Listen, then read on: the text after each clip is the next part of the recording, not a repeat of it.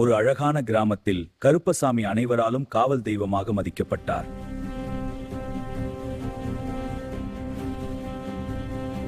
ஒவ்வொரு ஆண்டும் ஆடி மாதத்தில் கிராம மக்கள் கருப்பசாமி கோயிலில் திருவிழாவை மிகுந்த பக்தியுடன் கொண்டாடினர்.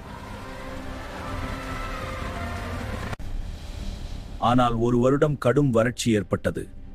மழை இல்லாமல் வயல்கள் வறண்டு போனது. விவசாயிகள் மிகவும் துன்பப்பட்டனர். அப்போது ஒரு மூதாட்டி அமைதியாக கூறினார், கருப்பசாமியை நம்புங்கள். அந்த இரவு கிராம மக்கள் அனைவரும் ஒன்றிணைந்து விளக்கேற்றி கருப்பசாமியிடம் மனமாறி பிரார்த்தனை செய்தனர். மறுநாள் கருமேகங்கள் வானத்தை மூடியது. சில நொடிகளில் மழை கொட்டி தீர்த்தது. மக்களின் முகங்களில் மீண்டும் நம்பிக்கை மலர்ந்தது. வயல்கள் மீண்டும் பசுமையடைந்தன. கிராமம் முழுவதும் மகிழ்ச்சி திரும்பியது.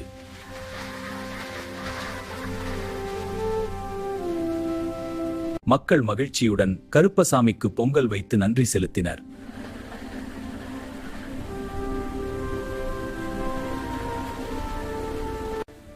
அந்த நாள் முதல் கிராம மக்கள் ஒற்றுமையுடன் வாழ்ந்தனர்.